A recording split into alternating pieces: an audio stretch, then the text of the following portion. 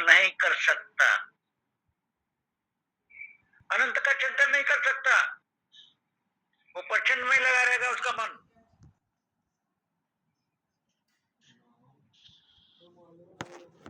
आसक्ति घटाने का बहुत बड़े साधन बताए हैं महाराज, बहुत साधन है। एक साधन है आप केवल गंध तन्मात्र का चिंतन कीजिए।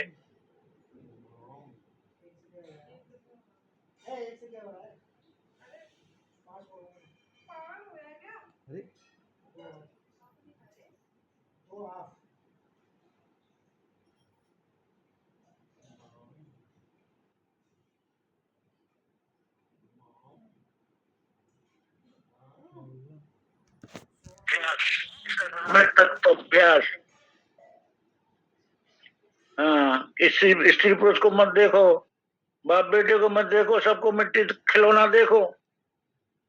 हाँ, सबको एक मिट्टी का खिलौना। परमात्मा के सिवा दूसरा कुछ नहीं, मिट्टी के सिवा दूसरा कुछ नहीं है।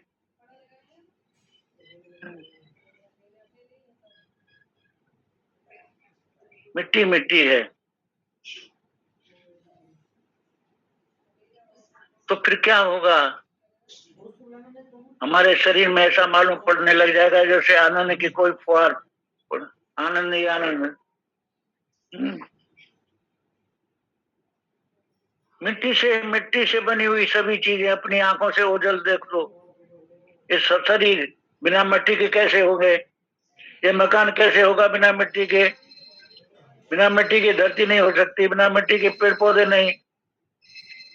हाँ, अब जल भी जल है, मिट्टी छोड़ो, ऐसा ख्याल करो मन में, मिट्टी नहीं जल ही जल है।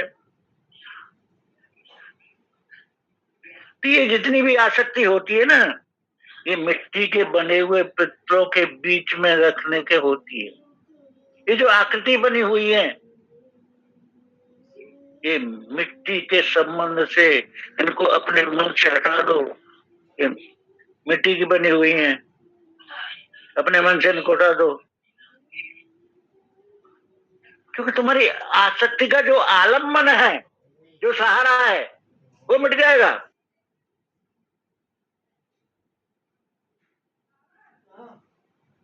जब तुम मिट्टी के शरीर में बैठे हो, मिट्टी के खिलौने, तभी खिलौना इस खिलौने के साथ रहे, ये दोनों खिलौने एक साथ कमरे में सजे रहने के, ऐसी आसक्ति का तो उदय होता है ना।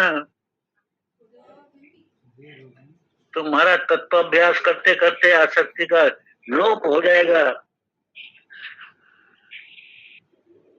पुरुष में पुरुष सामान्य का दर्शन करो, स्त्री में स्त्री सामान्य का दर्शन करो, स्त्री पुरुष की आसक्ति मिट जाएगी। हाँ, ये साधन है, स्त्री सामान्य का दर्शन, पुरुष सामान्य का दर्शन। तो ये पुरुष स्त्री की जो आसक्ति मिट जाएगी।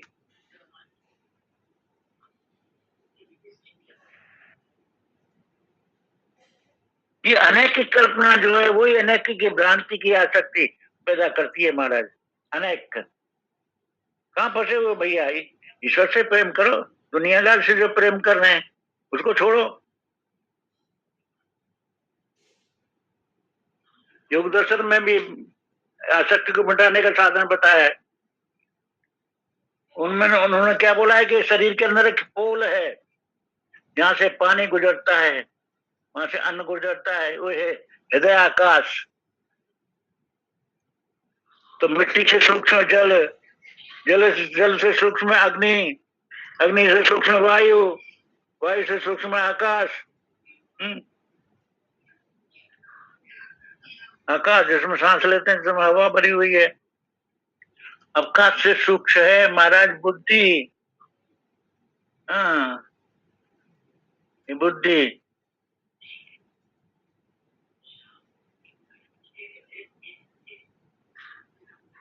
ये हृदय का से बुद्धि सत्व जो सूक्ष्म है।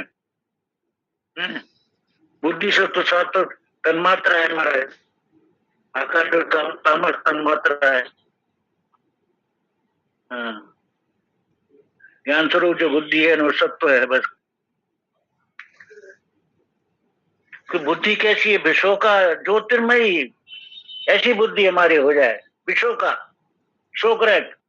और दूसरी कैसी, ज्योतिषमती, शोक रहते बुद्धि तत्व को देखो,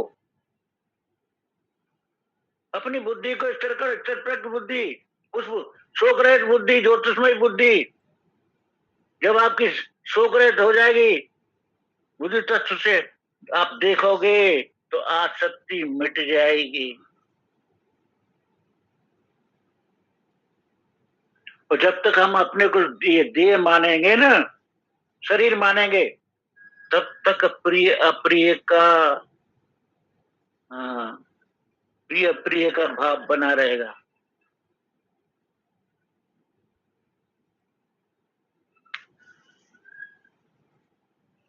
वेदांत क्या कहता है?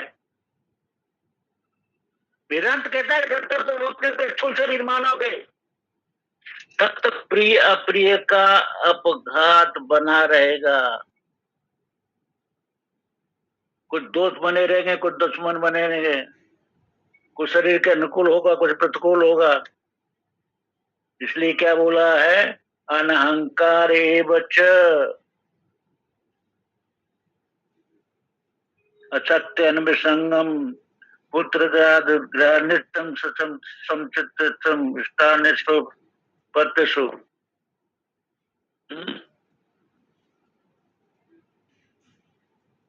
अहंकार, अहंकार पहले, फिर इसके बाद में आसक्ति। तो इस नियम से अहंकार को हटाओ, देखे प्यारे में आसक्ति मत करो,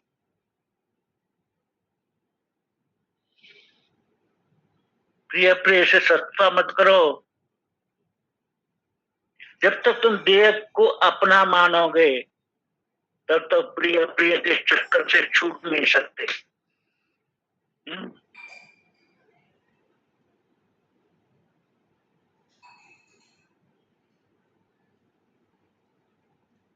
और जब तुम अपने को अशरीर जान जाओगे, अशरीर, अशरीरी यानी शरीर नहीं हूं मैं, जब तुम अपने को अशरीर जान जाओगे तुम ये नाक हाथ पांव हृदय वाला नहीं हूं, अपने को शुद्ध चैतन्य मानोगे, उस समय फिर प्रिय तुम्हारा स्पर्श नहीं कर पाएंगे।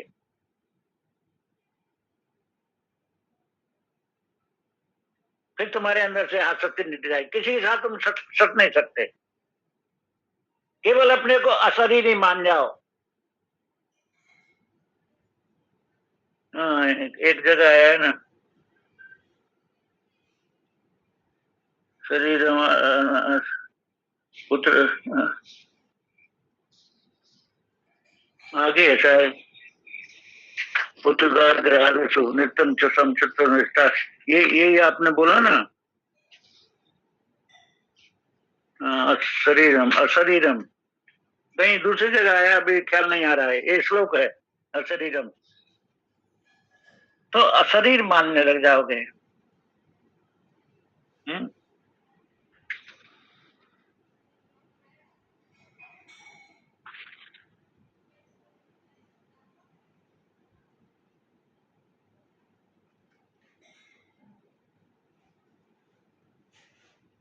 तो हम किसी से सट न जाए, हाँ, किसी से चिपक न जाए, तो उसके लिए क्या करना पड़ेगा महाराज?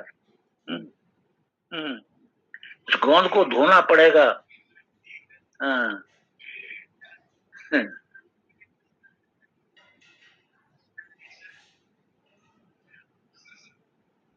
अनासक्त हो जाए हम। कोई हमारे पैर दबा रहा है कि नहीं दबा रहा है, कोई हमारी सेवा कर रहा है कि नहीं कर रहा है, सब में हम समर्थ में, समभाव में बैठ जाए कि हमको कैसे देखता है, कैसे हंसता है, कैसे सुनता है, क्या करता है। ऐसा नहीं कि जब बेटा प्रेम नहीं करेगा तो हम उससे प्रेम छोड़ देंगे, जब पत्नी प्रेम नहीं करेंगे तो हम उससे प्रेम छोड़ देंगे। हाँ, ऐसा सोचो कि मारे जाओगे महाराज, उसका प्रेम मिटाना उसका काम है, हमारा काम नहीं है। अपने दिल को धोना, नारायण तू बैठ के अपनो भवन बुहार, अपने अपने अंदर से सारे मैलों को धोना है। ये गोंद को धोना है। ये गोंद क्या है? यही आसक्ति, इस गोंद को धोना है।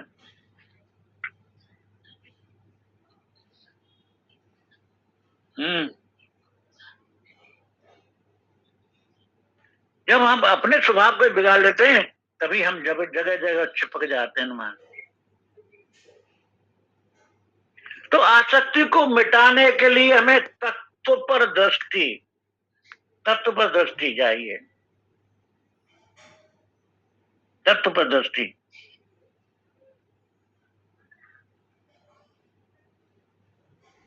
हमारी बुद्धि केवल तत्व पर,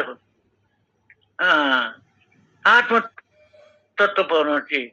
जब हमारी बुद्धि आत्म तत्व पर स्थिर हो जाएगी तो आसक्ति छूट जाएगी महाराज, आसक्ति छूट जाएगी। अब यहां तक मैंने आसक्ति का आपके सामने वर्णन किया है। अब है अनभिसंग पुत्र दार गृहादिषु। ये अनभिसंग क्या है? संसार में स्थित तो है, पुत्र भी है, स्त्री भी है, घर भी है, सब लोग उसमें रहते भी हैं। इनको छोड़े बिना ज्ञान नहीं हो, ऐसी कोई शर्त नहीं है, है? छोड़े बिना ज्ञान नहीं हो, ऐसा नहीं है। ज्ञान के सब अधिकारी हैं, स्त्री भी है, शूद्र भी है, सभी अधिकारी हैं। तो सबका आत्मा ही ब्रह्म है।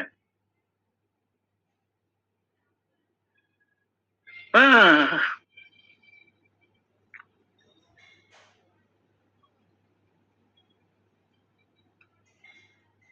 पुत्रदार ग्रहादिषु नित्यम च समचित्तत्वं पुत्रदार ग्रहादिषु।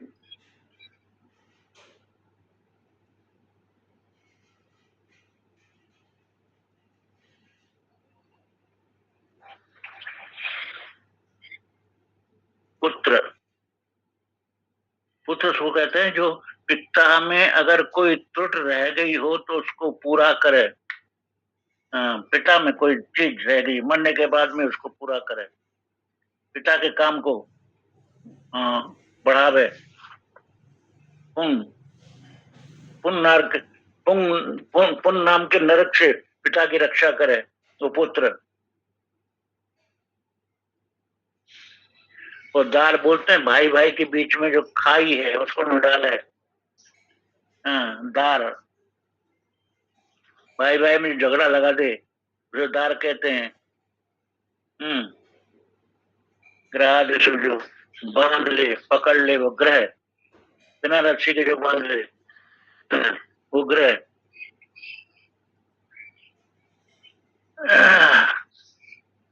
तो अन्वेषण माने दूसरों के दुखी होने में स्वयं दुखी होना। अपना देखना, नन्हे बच्चे के सामने माँ कोई घूसा मार तो बच्चा रोता है ना, माँ को घूसा दिखावे ऐसा कोई तो बच्चा रोता है कि नहीं? तो गोद में बच्चा माँ की गोद में रहता है ना तो बच्चा रोने लगता है, क्योंकि बच्चे का माँ के साथ में तादाद में अज्ञान के कारण इतना बड़ा तादाद में है कि वह घूसे को समझता है कि वो मजाक को नहीं समझ रहा है, तो समझ रहा है माँ को मारने, ये घूसा से माँ को मारेगा, माँ को शरीर में चोट लगेगी। इस प्रकार ये संसारी लोग है ना, ये रहते हैं दूसरे कलेजे में और सोचते हैं कि दूसरे की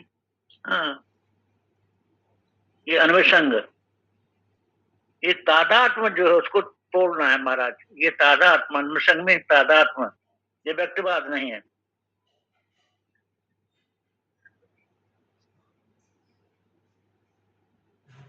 ये व्यक्तित्व को छूट करके, व्यक्तित्व मीन्स अहंकार, छूट करके परमात्मा को प्राप्त करने का उपाय अन्वेषण। अभिषण नहीं करना है, अभिषण में तादात्म। इसी साथ में इतना डूब जाना, हम इतना मशगूल हो जाना, इतने हम गर्क हो जाते हैं, इतने तल में हो जाते हैं इतना तादाद कर लेते हैं महाराज। ये अब अभिसंग, तो हम कैसे हों कि अनभिसंग, हमारा तादात्म्य समाप्त हो जाए। दूसरों के साथ हमारा तादात्म्य जो है,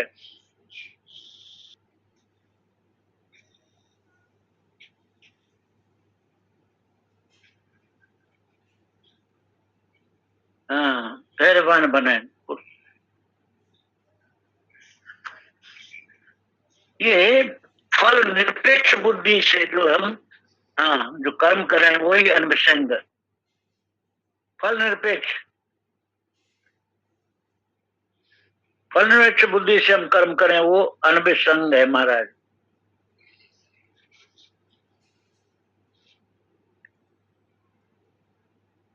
नित्यम च समचित्तम निष्ठा निष्ठोपि पत्यसु, हमारा चित्त हमेशा जीवन में कभी अपने मन का होता है, कभी उसके विपरीत हुआ करता है। कभी हमारे मन की होती है, कभी विपरीत होती है ना।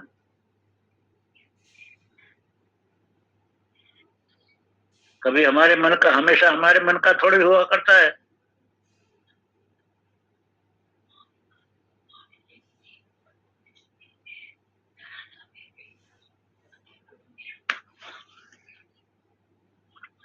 तो तुम्हारा भी संकल्प है, सामने वाला की संकल्प है। कभी प्रतिकूल आता है, कभी अनुकूल आता है।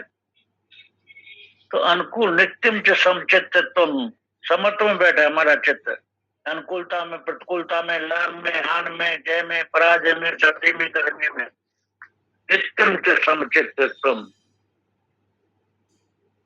वो समता कब आएगी? जब विषमता मिटेगी। कल शर्मा जी यही तो बता रहे थे, विषमता मिटेगी। और विषमता कब मिटेगी? जब ममता मिटेगी। तो हमारी ममता मिट जाए तो विषमता मिट जाएगी, विषमता मिट जाए तो समता आ जाएगी।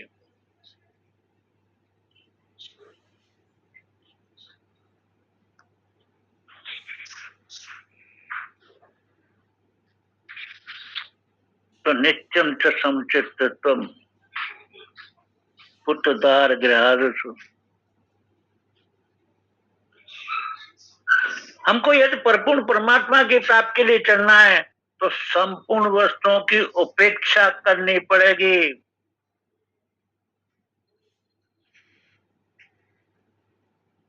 हम चाहते हैं पूर्ण को और फंस जाते हैं पूर्ण में। ये बात नहीं चलेगी महाराज।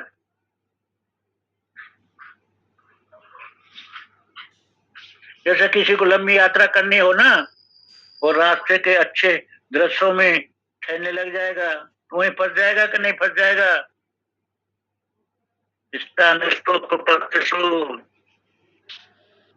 लंबी यात्रा नहीं कर सकता, वहां के दृश्यों में अगर फंस गया तो वो अपने लक्ष्य तक नहीं पहुंच सकता है। इसी प्रकार से रास्ते में कहीं सड़क खराब देख करके रुक गया, उबड़ खाबड़ देख कर लौट आया, तब भी वो लंबी अपने लक्ष्य तक नहीं पहुंच सकता है, इसलिए इसकी प्राप्ति नहीं कर सकता है। विचलित हो जाएगा महाराज। तो ये हमारे आध्यात्म जीवन है ना, आध्यात्म यात्रा है।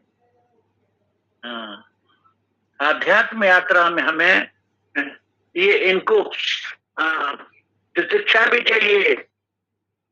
सर्दी भी आएगी, गर्मी भी आएगी, सुख भी आएगा, दुख भी आएगा, लाभ भी होगा, नुकसान भी होगा, जय भी होगी, पराजय भी होगी, मान भी होगा, अपमान भी होगा। सब में हम सम रह करके हमें अपनी यात्रा को चल करके लक्ष्य तक पहुंचना है।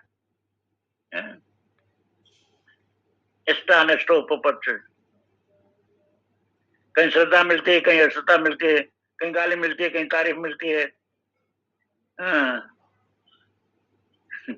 तो देने वाले से, हर गाली देने वाले से लड़ जाओगे तो लड़ते जिंदगी बीत जाएगी ना। हर तारीफ करने वाले के चिपक जाओगे तो जिंदगी वहीं बीत जाएगी, लक्ष्य तक नहीं पहुंच सकते। कहने का अभिप्राय यह है कि रास्ते में कभी मित्र भी मिलता है, कभी दुश्मन भी मिलता है, कभी गाली भी मिलती है, कभी प्रशंसा भी मिलती है, कभी भूखे भी रहना पड़ता है, कभी खाना भी मिलता है, कभी आनंद भी होती है, कभी घाटा भी होता है। इष्टा नष्टो। लेकिन जो सर्वश्रेष्ठ संपत्ति प्राप्त करने के लिए जीवन में अग्रसर है, जो अपने लक्ष्य को प्राप्त करने के लिए आगे बढ़ रहा है, वो छोटी वस्तु में नहीं फंसेगा। वो बड़ी वस्तु कहाँ मिलेगी? वो प्रयत्न करेगा, वो आगे बढ़ने का प्रयत्न करेगा महाराज। निष्ठा नष्टोपत्त नित्यम च समचित्तम। समचित्त में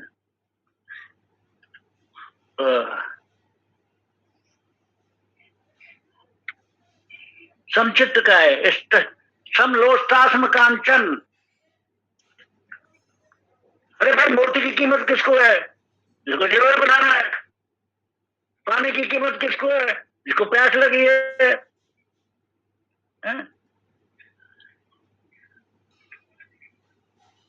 तो जिसको न प्यास लगी हो, न जिसको मोती गहना पहनना हो, मोती बेच करके फायदा उठाना हो, उसके लिए दोनों पानी और मोती दोनों बराबर। कोई महत्व नहीं दोनों का। दोनों का कोई महत्व नहीं है, क्योंकि न तो प्यास लगी है, न उसको गहना बनाना है। तो न पानी का महत्व है, न मोती का महत्व। दोनों तत्वदर्श से दोनों पानी और मोती जल मात्र उसके लिए। तो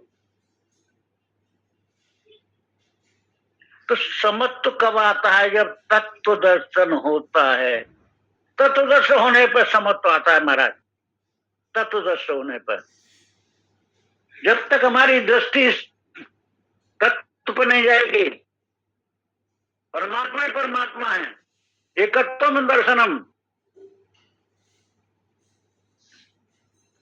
तब तक समत्व नहीं आएगा।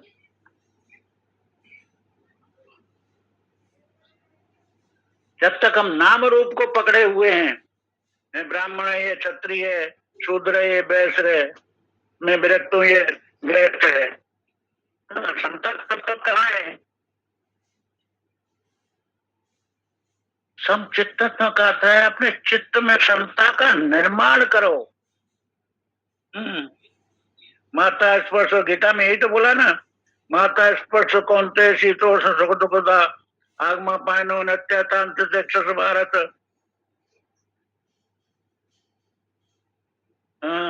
आगमा पायनो।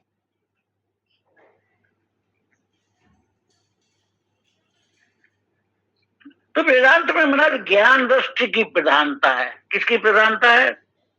ज्ञान दृष्टि की। ज्ञान दृष्टि की प्रधानता है।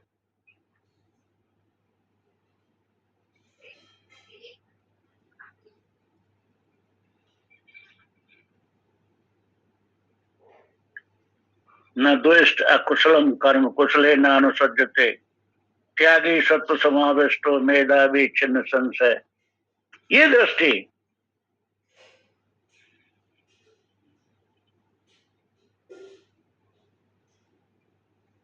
किसी से द्वेष मत करो, तुम्हारे हृदय में शांति आ जाएगी। समता भंग।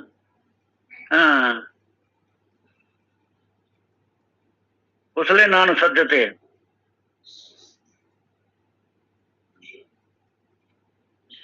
जब कर्म में थोड़ी अच्छाई आ गई तो उसमें तारीफ मत करो, बुराई आ गई तो उसकी बुराई मत करो।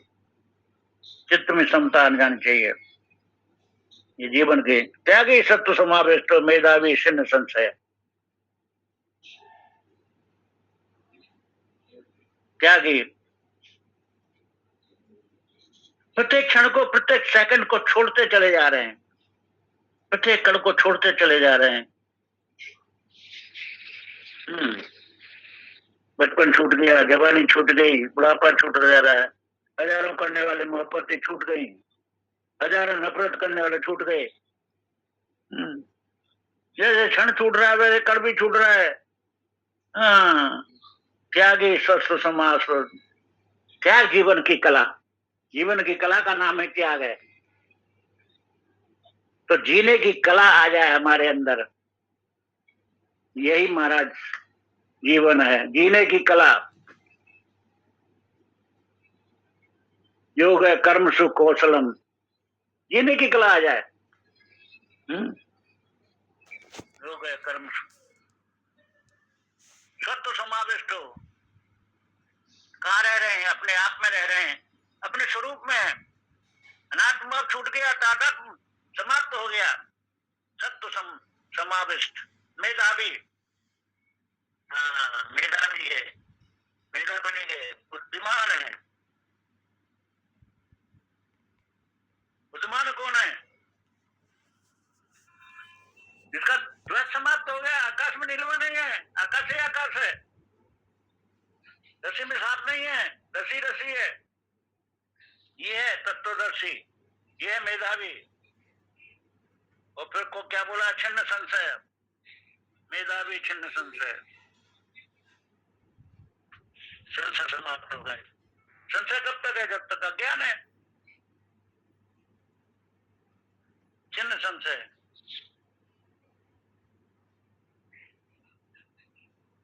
अरे महाराज माया में कालमा है, इस कालमा में परमात्मा प्रकाशमान बैठा हुआ है, इसमें कोई संशय मत करो। छिन्न संशय, जीवन में संशय रहे, मेधापूर्ण, शांत, त्याग से युक्त हो गए, वही जीवन की कला है महाराज। हमारा जीवन संशय रहित हो जाए, बुद्धिमान हो जाए, मेधापूर्ण हो जाए, जीवन में शांति आ जाए, जीवन में त्याग आ जाए, यही जीवन की कला है। समय हो गया, यहीं पर वाणी को विराम देता। बोलो सच्चिदानंद भगवान की जय, वाकई बिहारी लाल की जय, सतगुरुदेव भगवान की जय। जय जय श्री राधे श्याम, जय श्री कृष्ण, जय श्री कृष्ण। सरस्वती जी, जय श्री कृष्ण। जय श्री कृष्ण महाराज, जय श्री कृष्ण। सर ये साक्षी का बताएंगे क्या? साक्षी वही है ने जो मन बिना मन इंद्रियों और कर्णों के बिना देखता है, वो साक्षात देखता है, तुलना रहित तो है, मतलब ये है। तो इसका थोड़ा, और जो हंसने रोने वाले अंतकरण को जानता है, यही है ना? कि इसके अलावा और भी बताएंगे? साक्षी दृष्टा, हाँ ठीक है। एक है प्रमाता, एक है प्रमाता, एक है दृष्टा। तो प्रमाता जो है वो इंद्रियों अंतःकरण के तादात्म्य करके देख रहा है, अंतःकरण में बैठा हुआ देख रहा है, वो है प्रमाता। और एक है दृष्टा, जो मन इंद्रियों और बुद्धि से परे, इन तीनों को परे होकर के तादात्म्य से तादात्म्य छोड़ करके देख रहा है, तादात्म्य में रहते होकर देख रहा है, वो है दृष्टा, साक्षी। तो प्रमाता और दृष्टा में यही अंतर है महाराज। जय श्री कृष्ण। आइए शर्मा जी, शर्मा जी आ गए क्या? जय श्री कृष्ण। जय श्री कृष्ण। प्रमाता उसमें अच्छा समझाया, पंचदशी में ही भूल गया था। प्रमाता प्रमेय प्रमाण पंचदशी में है। ओम शंकरम शंकराचार्यम केशवम बादरायणम सूत्रभास्करौ वंदे भगवन्तौ पुनः पुनः। ईश्वर गुरुरात्मेति मूर्ति वेद विभाग में दक्षिणा मूर्तये नमः। ओम शांति शांति शांति। वसुदेव सुतम देवम कंसचारूर्मर्दनम देवकी परमानंदम कृष्णम वंदे जगद्गुरु, कृष्णम वंदे जगद्गुरु। नमस्ते रामचंद्राय माधवाय नमो नमः, गोविंदाय नमस्तुभ्यं, नमस्ते परमात्मने अद्वैत ब्रह्म रूपाय ज्ञान गम्याय ते नमः। नमः पूर्णाय रम्याय माधवाय चिदात्मने, ओम श्री परमात्मने नमः। श्रीमद् भगवद गीता चतुर्थ अध्याय। श्री भगवानुवाच बहुने में भीति तानि जन्मानि तब चार्जुन तान्यं वेद सर्वाणि नैतम वेद परंतप अजोऽपि सन्नो व्यात्मा भूतानां ईश्वरपि सन् प्रकृतिं स्वामधिष्ठाय संभवात् आत्माया यदा यदा हि धर्मस्य ग्लानि भक्ति भारता अभ्युत्थानं धर्मस्य तदात्मानं सृजाम्यहम्। परित्राणाय साधूनां विनाशाय च दुष्कृतां धर्म संस्थापनार्थाय संभवामि युगे युगे जन्म कर्म च मे दिव्यम एवं यो वेत्ति तत्त्वतः त्यक्ता देहं पुनर्जन्म नैति मामेति सो अर्जुन वीतराग भया क्रोधा मनमया मामुपाश्रिता वैभव ज्ञान तपसा पूता मध्वा अमागता ये यथा मां प्रपद्यन्ते तांस्ते भजाम्यहम् मम वर्तानुवर्तन्ते मनुष्याः सर्वसहदेश।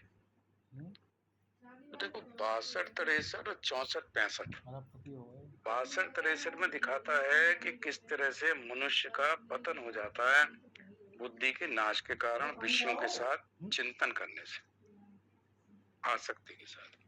अनासक्त भाव से अगर विषयों का सेवन भी करता है तो अंतःकरण शुद्ध होता है, अंतःकरण की प्रसन्नता को प्राप्त होता है। मानसिक तप कहाँ है? तो केवल शब्द है राग।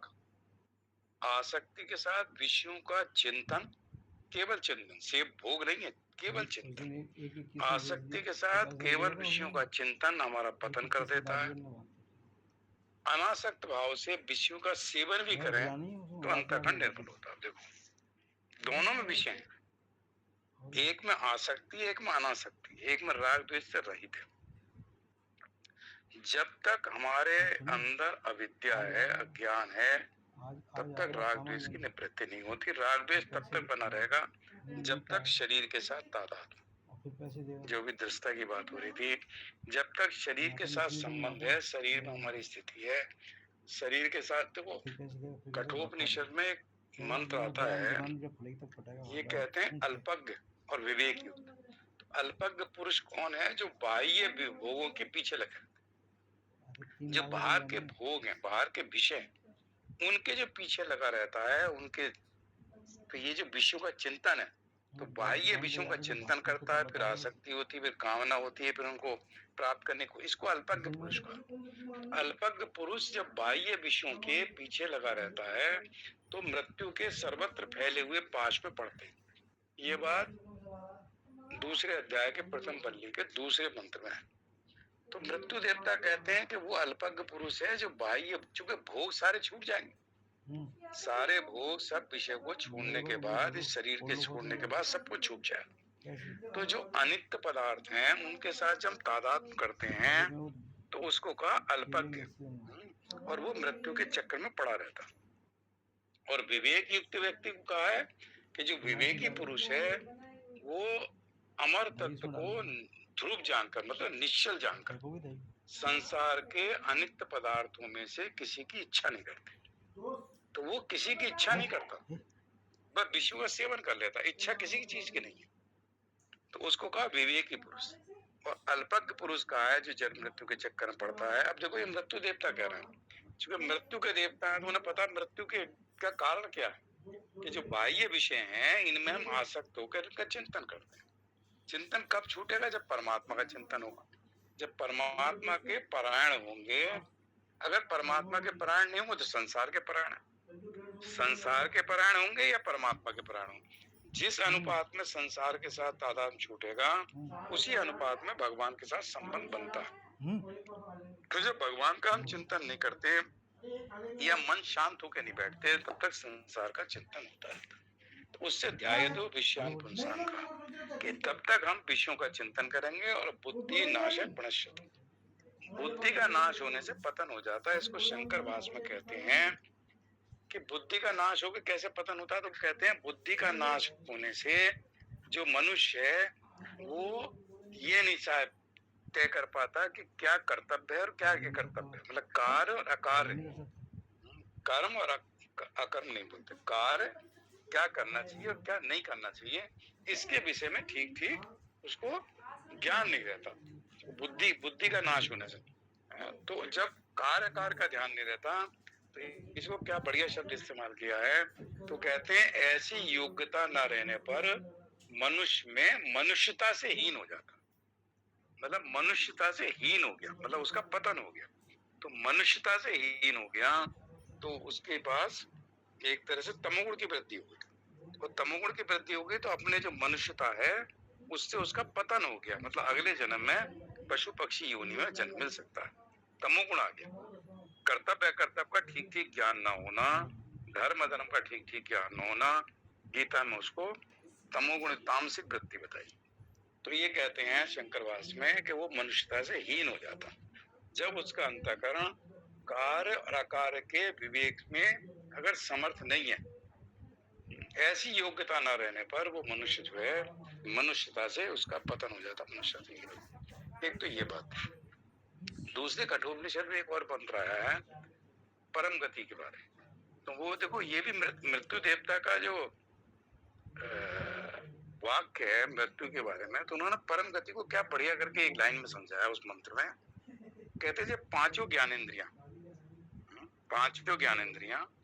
मन के साथ आत्मा में लीन हो जाती। जब पांचों ज्ञानेंद्रियां मन के साथ आत्मा में स्थित हो जाती हैं, ये व्यक्ति है स्थित प्रकृति को, और बुद्धि चेष्टा नहीं करती। अब बुद्धि कोई चेष्टा नहीं करेगी क्योंकि मन तो लीन हो गया आत्मा में। इसको परम गति कहा है, और वो भी कठोपनिषद का यही मंत्र है। ये मंत्र है तीसरी बल्ली का अध्याय 2 का। परम गति, जिस समय पांचों ज्ञानेंद्रियां मन के सहित आत्मा में स्थित हो जाती हैं और बुद्धि चेष्टा नहीं करती, उस अवस्था को परम। इसलिए कई बार ये चिंतन हम लोग करते हैं कि जब कमरे में हम अकेले बैठे हों तो कुछ सेकंड के लिए, आधा मिनट, 1 मिनट, कुछ सेकंड, जितनी देर के लिए हो सके, अगर मन में कोई संकल्प विकल्प ना आए और इंद्रियां विषयों में न जा रही, ना हम वाणी से बोल रहे हैं, ना हम कान से सुन रहे हैं, ना आंख से देख रहे हैं, ना गंध ले रहे हैं, ना स्पर्श कर रहे हैं, पांचों विषयों से इंद्रियां निवृत्त हो गई और मन संकल्प विकल्प से रहित हुआ कुछ सेकंड के लिए, है तो बुद्धि चेष्टा नहीं करती। तो बुद्धि में कुछ है ही नहीं, जो मन से कोई सिग्नल नहीं जा रहा बुद्धि कि निर्णय लेना इस संकल्प विकल्प में से बताइए क्या करना, तो बुद्धि चेष्टा रहित है। इसको परम गति कहा था। तो वहां ये बात होती थी, वहां चिदाभास लीन हो जाता है। जब चिदाभास लीन हो जाता है तो केवल एक आत्मा रहती है। वो जो आत्मा रहती है, उस आत्मा का जो आनंद है, जो आत्म रस है, एक जगह आता ना रस, रस को कहा है जो परमात्मा रसो वैसा, रस स्वरूप है परमात्मा। तो जो परमात्मा का रस है, जो आनंद है, उसकी हमें अनुभूति हो जाती है। चिदाभास के लीन होने पर जो हमें सुसुप्ति में होता है, वो हमें जागृत अवस्था में होता है। तो इसको परम गति कहा। और इस परम गति को अगले मंत्र में कहते हैं, जो हमारी बुद्धि स्थिर इंद्रियां जब हो जाती, इंद्रियां विषयों में नहीं जा रही, इसलिए ध्यायतो विषयान पुंसा कहा। तो इसको कहते हैं कि जब हम विषयों का भी चिंतन नहीं कर रहे इंद्रियों के द्वारा, कोई इंद्रिय हमारी विषय में नहीं जा रही, पूरी आत्मा में लीन है, मतलब इंद्रियां मन में लीन हो जाती है और मन आत्मा में, बुद्धि में लीन होता है। और बुद्धि चेष्टा नहीं करती तो बुद्धि आत्मा में लीन होती है। मतलब इनका सीक्वेंस है, इंद्रियां सीधी लीन नहीं होंगी, इंद्रियां मन में लीन होंगी और मन बुद्धि में और बुद्धि आत्मा में लीन हो जाती है। तो क्या बचा केवल, और देखो चिदाभास तब होता है जब कोई अंतःकरण में वृत्ति होती है। वृत्ति तब होती है जब मन संकल्प विकल्प करता है और बुद्धि निश्चय करती है, तब वो वृत्ति बनती है। जैसे मन संकल्प विकल्प करेगा तो वैसी वृत्ति बन जाएगी अंतःकरण। उस वृत्ति को चिदाभास प्रकाशित करता है। चिदाभास क्या है? जो आत्मा का प्रतिबिंब है, जिसको हम जीव कह देते हैं। तो उस केस में जब वृत्ति कोई नहीं है, इंद्रियां विषय में नहीं जा रही, तो चिदाभास लीन हो गया। जैसे चिदाभास लीन हो गया तो केवल एक आत्मा है बस। अभी ये आत्मा का साक्षात्कार नहीं है, ये आत्मा का अनुभव है। उस आत्मा का हमने अनुभव किया कि देखो कितना आनंद है, कितनी परम शांति है। तो वो परम शांति, परम आनंद, तो जब इंद्रियों की स्थिति हो जाती है, इंद्रियां उस स्थिर इंद्रिय धारण, जब इंद्रियां स्थिर हो गई तो उसको कहते हैं अगले मंत्र में, उसको योग कहते हैं। उस समय पुरुष प्रमाद रहित हो जाता है, क्योंकि योग ही उत्पत्ति और नाश हो। तो ये कहते हैं जब इंद्रियां स्थिर, तो ये थोड़ा थोड़ा कभी कभी कोशिश करनी चाहिए।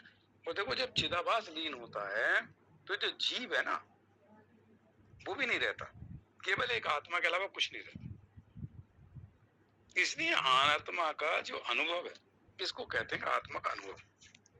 सुसुप्ति में तो ज्ञान नहीं रहता ना, सुसुप्ति में तो पता ही नहीं, बस एक सुख है, इतना ही है कि उठे तो ये लगा कि सुख, अच्छी गहरी नींद आई।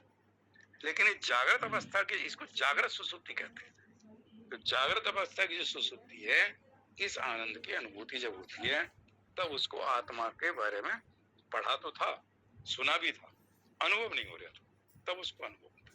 तो भगवान ये कहते हैं कि 62-63 में कहते हैं कि जब हम इंद्रियां हमारी खुली हैं, इंद्रियों को क्या कहा? घोड़े कहा है, और रथ है शरीर। तो शरीर रूपी रथ में जब इंद्रियां रूपी घोड़े इधर उधर दौड़ते रहते हैं, तो क्या रथ में बैठा हुआ रथी शांत रह सकता है? क्योंकि जब घोड़े दौड़ रहे हैं और लगाम ढीली है, सारथी जो है विवेक युक्त नहीं है, तो रथ पता नहीं कहाँ जाके गड्ढे में गिरा देगा। तो इसलिए रथी भी आराम से नहीं बैठ सकता, रथी भी परेशान रहेगा, क्योंकि रथ में जब घोड़े ही उसके काबू में नहीं है, तो रथ पर रथी को पता नहीं कब किस दिन एक्सीडेंट हो जाए। लेकिन जब घोड़े बिल्कुल चुपचाप खड़े स्थिर हैं, हिलडुल भी नहीं रहे, और लगाम पूरी तरह खिंची हुई है, और बुद्धि सारथी जो है बिल्कुल आराम से बैठे हुए हैं सब, तो घोड़े भी स्थिर है, तो रथी क्या है? बिल्कुल स्थिर, रथी स्थिर। तो शरीर भी एक तरह से पूरी तरह से चेष्टा रही थी, अंदर कोई चेष्टा नहीं हो रही किसी तरह की।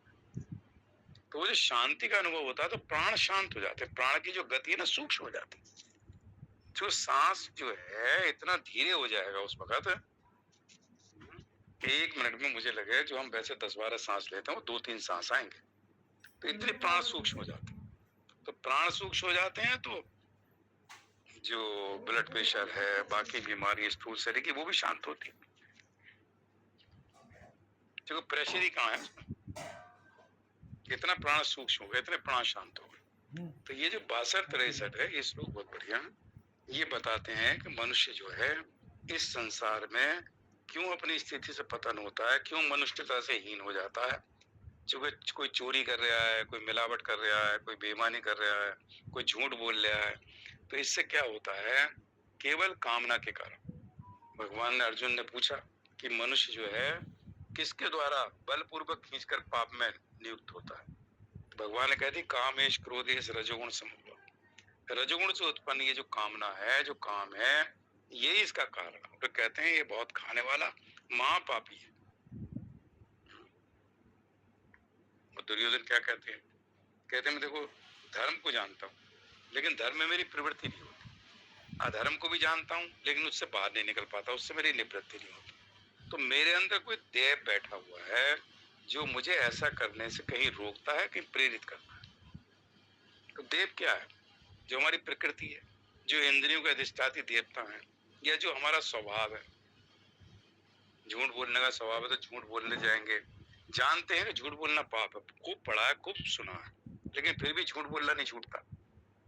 तो उसको भगवान कह रहे हैं कि ये जो हमारा स्वभाव है, जो हमारी प्रकृति है, इसको देव कहा है, ऐसा बैठा हुआ हमारे अंदर कि हम जानते हैं, सुना भी खूब है, उपनिषद भी सुने हैं, गीता भी सुनी है, लेकिन जब वो परिस्थिति आती है तो हम झूठ भी बोल देते हैं और सब काम कर देते हैं जो हमें नहीं करना चाहिए। तो जो अंदर बैठा हुआ है वो हमें ऐसा करा देता है। इसको भगवान ने ये कहा 62-63 में।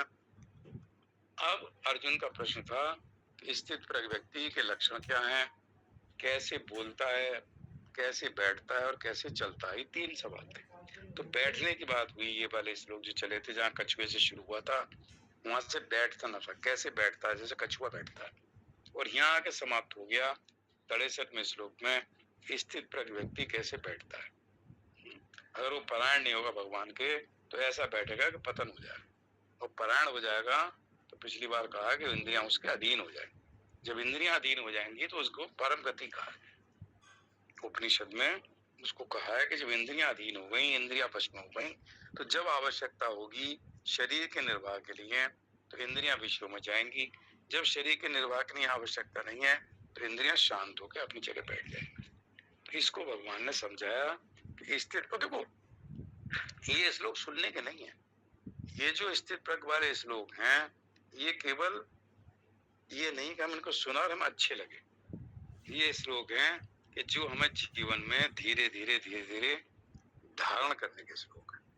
अब ये जो उपनिषद में कहते हैं जिस समय 5 ज्ञान इंद्रियां मन के सहित आत्मा में स्थित हो जाती है, उसको और बुद्धि चेष्टा, उसको परम गति कहा। अब देखो हमने सुना कितना अच्छा लगा, लेकिन बस तो हम दिन में प्रैक्टिस कर रहे हैं ना, साधन करें दिन में, कि जब हमारी इंद्रियों को कमरे में बैठ के ना देख रहे, ना सुन रहे, ना कुछ खा रहे, ना पी रहे, आंख बंद करके बैठे हुए और सांस पे ध्यान दिया। थोड़ी देर से मन शांत हुआ ना, तो इंद्रियां किसी विषय में नहीं जा रही, बुद्धि चेष्टा नहीं कर रही। तो आधा मिनट हुआ, कुछ सेकंड हुआ, तो एक झटका तो लगता है ना कि देखो कितना सा आनंद की अनुभूति हुई। तो ये जो श्लोक है ये कहते हैं धीरे धीरे धीरे धीरे इनके ऊपर कभी कभी अभ्यास करना चाहिए, तब ये जो भगवान ने कहा तब हमें इसका अनुभव होगा। ये अनुभव तो ये साधक और सिद्ध दोनों के लिए है। साधक जो हम लोग हैं, हम लोग साधना जो करते हैं ये उपयोगी है कि हम इनको अपने व्यवहार में लाकर कभी कभी इनको करें जो भगवान ने कहा। इसलिए कछुए के उदाहरण से देखो दिया, जब कछुआ जो है जब आवश्यकता नहीं होती तो चारों पैर, एक पूंछ और एक मुंह, 6 के 6 अंगों को समेट लेता। ऐसे कभी कभी हम इंद्रियों को समेटें जब हमें जरूरत ना पड़े। शरीर के निर्वाह के लिए किसी चीज की आवश्यकता नहीं है। इंद्रियों की 24 घंटे जरूरत थोड़ी शरीर के निर्वाह के लिए। तो इंद्रियों से हम विषयों का सेवन ना करें, विषयों में ना ले जाए इंद्रियों, मतलब अभ्यास करें। तो अभ्यास ये भगवान ने यहाँ आके इसको समाप्त किया कि कैसे बैठता है, ऐसे बैठे बिना मतलब के। और ये उपनिषद में फिर इसको समझाया कि इसको परम गति कहा। देखो परम गति कितना बढ़िया शब्द है, गीता में परम गति कहा है कई बार। तो परम गति ये है कि उसको योग कह दिया अगले श्लोक, और अल्पज्ञ पुरुष और विवेक युक्त भी कह दिया। अल्पज्ञ पुरुष जो है बाह्य विषयों में भोगों में लगा रहता है और सारी इंद्रियां भोगों में लगने क्षीण हो जाती है। और विवेक युक्त पुरुष जो है वो जानता है कि सब अनित्य है और मैं नित्य हूँ। तो नित्य वस्तु जो है उसकी प्राप्ति अनित्य से नहीं हो सकती। अनित्य है संसार, इसके पदार्थ, सब विषय, इंद्रियां, मन, ये सब अनित्य है और मैं नित्य। देखो भगवान ने क्या विचित्र सृष्टि बनाई है। शरीर है और इसमें जो बैठा हुआ है, जो इसको चेतन कर रखा है वो अशरीरी है। तो शरीर में अशरीरी बैठा हुआ है, उसका कोई शरीर नहीं है, निर्गुण निराकार है। शरीर एक आकार है, सब कुछ है, प्रकृति से निर्मित है, पंच महाभूतों से बना हुआ। इसके अंदर अशरीर है जो इसको चेतन कर रखा है, अनित्य है और इसमें नित्य बैठा हुआ है। तो अपोजिट एकदम अनित्य में नित्य है, शरीर में शरीरी, शरीर के अंदर अशरीरी। तो शरीर के द्वारा या अनित्य पदार्थों के द्वारा आत्मा के अलावा बाकी सब अनित्य है। तो अनित्य के द्वारा नित्य की प्राप्ति नहीं हो सकती, वो तो अनित्य है। अभी है, कुछ समय के बाद नहीं होगा। कल का दिन समाप्त हो गया, आज का दिन भी अब थोड़ी देर में समाप्त हो जाएगा, रात को सो जाएंगे, कल नया दिन होगा। तो ये सब काल जो है सब अनित्य है, इसकी प्राप्ति हो सकती। फिर भगवान ये कहते हैं कि जब ऐसा हो जाएगा तब वो कैसे चलता है। अब चलेगा कैसे, मतलब हम संसार में जो चलें, संसार में जो व्यवहार करें, उसके बारे में जो अर्जुन ने प्रश्न पूछा है वो 64वें श्लोक से भगवान शुरू करते हैं। तो 64वें श्लोक में है कि हम जो संसार में रहते हैं कैसे चलें, कैसे मतलब हम व्यवहार करें। तो इसको भगवान ही कहते हैं कि भाई ऐसे व्यवहार करो। राग द्वेष, देखो शब्द कहाँ से शुरू किया हुआ, यही सबसे बड़ी समस्या राग द्वेष की, कि राग द्वेष तब तक रहता है जब तक शरीर के साथ हमारा संबंध रहता है। जब तक शरीर के साथ, चूंकि राग द्वेष जो है शरीर के विकार है। 13वें अध्याय के 6ठे श्लोक में भगवान कहते हैं ये जो क्षेत्र के 6 विकार हैं वो उसमें इच्छा द्वेष से शुरू किया। सबसे पहले इच्छा और द्वेष, इच्छा और द्वेष ये सबसे बड़े शरीर के विकार। तो जब तक शरीर के साथ संबंध रहता है तब तक इनके साथ संबंध बना रहता है। तो भगवान कहते हैं राग द्वेष वियुक्त, अव्यक्त, राग द्वेष से रहित हो जाए। सबसे बड़ी साधना तो यही है। देखो ये कितना मुश्किल काम है, न राग रहे न द्वेष। और तीसरे अध्याय में भगवान कहेंगे इंद्रियों के विषयों में, हर इंद्रिय के अपने विषय में राग और द्वेष छिपे हुए रहते हैं। हर इंद्रिय के विषय में राग और द्वेष, ये अच्छा लगता है, ये अच्छा नहीं लगता, तुम राग द्वेष से प्रेरित होकर करते हैं। और भगवान कहते हैं राग द्वेष से रहित हो जाओ। पहला शब्द तो यही कह दिया। कैसे चलता है, ऐसे चलो इस संसार में, ऐसे रहो इस संसार में कि राग द्वेष से रहित हो जाओ। राग द्वेष से रहित होकर संसार में व्यवहार करो। और फिर कहते हैं विषयान इंद्र ही चरण, तब विषयों में इंद्रियां जो हैं चरण, मतलब इंद्रियां विषयों में विचरण करें। अब देखो यहाँ कहा विचरण करें और उसमें कहा था भोग करने की बात है। उसमें इंद्रियां विषयों में आसक्ति हो जाती है, आसक्ति से कामना उत्पन्न होती है, कामना में वो आ जाए तो क्रोध उत्पन्न हो जाता है। तो आसक्ति जो है वो जब हम विषयों में जाते हैं तो जब आसक्ति हो जाए तो उसका भोग होता है। भोग तभी होता है जब उसमें आसक्त हो, आसक्त ना हो तो भोग नहीं होगा, सेवन होगा। क्योंकि आसक्ति में भोग बुद्धि है, सुख बुद्धि है। जब हमें सुख महसूस होता है तो हम उसका भोग करते हैं। जब हम सुख के और भोग के लिए विषय का सेवन नहीं कर रहे हैं तो खाली शरीर के निर्वाह के लिए जो विषयों का सेवन करते हैं वो नुकसान नहीं देता। जो शरीर जो प्रकृति का बना हुआ है उसको ठीक से बनाए रखने के लिए जब तक हमारे प्रारब्ध में इस शरीर में हमें रहना है तब तक शरीर को सुचारू रूप से बनाए रखें। इसको इसकी देखभाल करना, दवाई दारू वो दवाई खाना पीना नहलाना धुलाना जो भी करना है, तो इसमें वो भोग नहीं है, उसमें सुख की इच्छा से आसक्त होकर जब विषय का आसक्ति के साथ भोग करते हैं उसको भोग कहा जाए, सुख बुद्धि है। तो विषयों का इंद्रियों में विचरण, भोग शब्द नहीं क्या, विचरण। और ये जो दो शब्द हैं ये बहुत इंपॉर्टेंट हैं। आत्मवश्य विधेय, आत्मवश्य अपने जो साधक है अपने वश में की हुई। तो इसमें कहते हैं आत्मवशी शब्द जो है वो इंद्रियों के लिए है कि इंद्रियां हमारे वश में हो, और विधेय आत्मा का मतलब है अंतःकरण हमारे वश में। तो अंतःकरण भी हमारे अधीन हो और इंद्रियां भी हमारे अधीन। मतलब देखो कितनी बड़ी साधना, अंतःकरण भी अधीन हो जाए और इंद्रियां भी अपने वश में हो जाए, तब हम राग द्वेष से रहित होकर विषयों का जब सेवन करते हैं तो प्रसादम अधिगच्छति, तो अंतःकरण की प्रसन्नता को प्राप्त होते हैं। अंतःकरण की प्रसन्नता मतलब अंतःकरण हमारा निर्मल हो जाता है। प्रसाद का मतलब है जब अंतःकरण में कोई मल नहीं रहता तो अंतःकरण को कहते हैं निर्मल। निर्मल जब अंतःकरण होता है उसको कहते हैं प्रसादे, मतलब ये प्रसन्नता। जब मल है तो प्रसन्नता नहीं होती, खिन्नता होती है। मन जो है खिन्न रहता है, मन प्रसन्नता वो होगा जब अंतःकरण निर्मल होगा। और इसीलिए अंतःकरण की निर्मलता के लिए मानसिक तप में मन प्रसाद दिया, क्योंकि अंतःकरण जब निर्मल हो गया तो मन प्रसन्न होता है। तो मन प्रसाद मानसिक तप में सबसे पहला है मन प्रसाद, मन की प्रसन्नता, मन प्रसन्न है क्योंकि मन शुद्ध है, मन निर्मल है, अंतःकरण शुद्ध हो गया।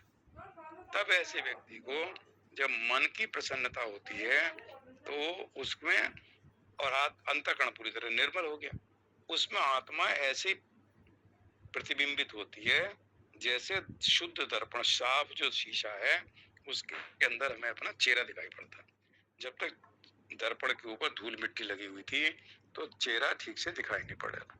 जब उसकी धूल मिट्टी साफ हो गई तो जितना स्पष्ट हमें अपना प्रतिबिंब उस शीशे के अंदर दिखाई पड़ता है उतना ही स्पष्ट दर्शन आत्मा का शुद्ध अंतःकरण होता है, जब अंतःकरण पूरी तरह शुद्ध हो जाता है। और उपनिषद में ये कहा है, कठोपनिषद में, कि जब ये जो मनुष्य शरीर है इसी में आत्मा को इस तरह से स्पष्ट देख सकता है व्यक्ति साधन करने से जैसे दर्पण में अपना मुख देखता है।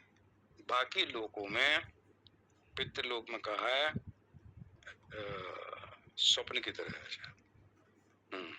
जैसे स्वप्न दिखाई पड़ता उस तरह का। गंधर्व लोक में जैसे जल में छाया दिखाई पड़ती इस तरह से आत्मा प्रतिबिंबित। ब्रह्म लोक में छाया और धूप की तरह होता है, जैसे छाया दिखाई पड़ती है। और मनुष्य लोक में दर्पण में जैसे प्रतिबिंब स्पष्ट नजर आता है ऐसी आत्मा का स्पष्ट दर्शन होता है, आत्मा का स्पष्ट अनुभव होता है। तो इसलिए देवता कहते हैं कि एक बार में मनुष्य जन्म मिल जाए, अब की बार उस आत्मा को साक्षात करने के बाद, आत्म अनुभव करने के बाद इस आवागमन के चक्कर से मुक्त हो जाए। क्योंकि स्वर्ग में परमानेंट स्थायी रूप से कोई नहीं रह सकता। अपने पुण्य कर्मों के हिसाब से उतने निश्चित समय सीमा के लिए हम स्वर्ग में रहते हैं, उसके बाद वापस आ जाते हैं। तो ये भगवान ने कहा, ये पहला श्लोक 64 में, अगला फिर इसके आगे लिंक है। ओम पूर्णमदः पूर्णमिदं पूर्णात् पूर्णमुदच्यते पूर्णस्य पूर्णमादाय पूर्णमेवावशिष्यते। ओम शांति शांति। श्री कृष्ण अर्पणमस्तु। हरि ओम तत्सत्। जय श्री कृष्ण।